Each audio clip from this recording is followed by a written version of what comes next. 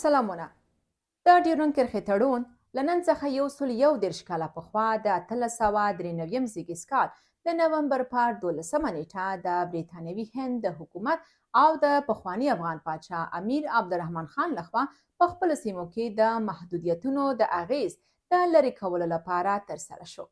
چې بیا وروسته په هماغه وخت کې دا کرښه د هنري مورټیمر ډیورنډ د برېټانوي هند د بهرنیو چارو وزارت د مرستیال په نوم ونومول شوه. دغه په یوې پاڼه کې لیکل شوی تړون 7 لنډې مادې درلودې. دا کرښه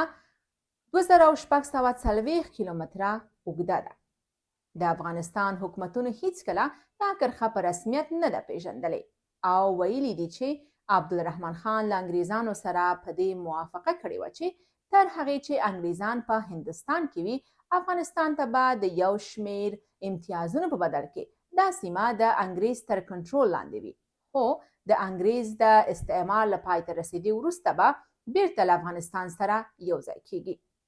د ډیورنډ کرښې د لاسلیک کېدو په مهال د پاکستان په نوم هیواد نه و. اوس پوښتنه دا ده چې ولې د ډیورنډ کرښه د افغانانو لپاره مهمه ده. راځئ چې وګورو کارپوه څه وایي. د ډیورنډ مسله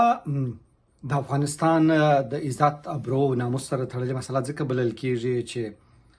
په افغانانو کې مهم روایت دا دی چې خاوره مور ده او دا د دې خاورې د عظیم بدن یو برخه بېله کړل شوې ده. دا په جبري توګه بغیر له سیاسي او اجتماعي تعامل پرته، بغیر له دې چې کوم سند امضا یا سند موجود وي، دا د انګریزي سامراج لخوا په زور قبضه شوې مځکه وه چې هندي شرقي کمپنۍ په واک کې درلودل او هیڅ ډول سند د افغانستان هیڅ چا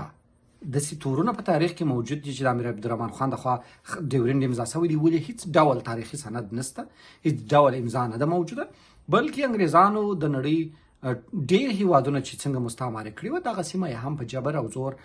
په هغه وخت کې چې د افغانستان قوت، زور او توانایي دونه نه وه چې دا خاوره بیرته په زور واخلي، دا مځکه جلا کړل شول. افغانانو نه یوازې دا چې دا خاوره بیلوالی یې نه دی منلي، د افغانستان نوره خاوره چې نور له نورو هیوادونو سره، له ایران سره، له تاجکستان سره او له نورو هیوادونو سره قبضه شوې ده، دا موږ هیڅکله د تاریخي اړخه نه منلې ده، نه منو، نه هم دغه داعیه پرېږدو. دا د ورونو ملتونو پرمنځ، د ورونو قومونو ترمنځ په ډېر جور د دغې سیمې پر سینه تېر شوی غیر قانوني، غیر اخلاقي او غیر انساني سرحد دی، لکه د نړۍ په نورو هیوادونو کې چې له منځه ولاړل، لکه شرقي المان او غربي المان چې له منځه ولاړی، او د نړۍ نور زیات هیوادونه دا ډول حالات تجربه کړي دي.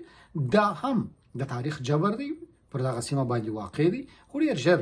له منځه تلونکی دی او الحمدلله له فکري لحاظه، له تصوري او ذهني لحاظه له منځه تللی دی. یوازې د ابر قدرتونو د دسیسو او تقابل په خاطر پاتې دی، ولې هغه اهمیت او ارزښت هم نور ختم دی. د ډیورنډ کرښه نه دې خواته افغانانو ته، نه ها خواته افغانانو ته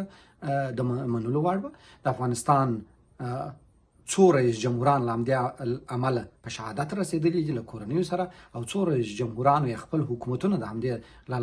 په خاطر له لاسه ورکړي دي، او موږ څو ځله خپل حکومتونه د دغې کرښې قرباني کړي دي.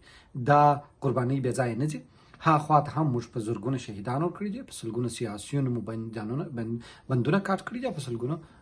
سیاسیونو مو په شهادت رسېدلي، خو دا هدف دی او دا هدف ډېر رانږدې دی.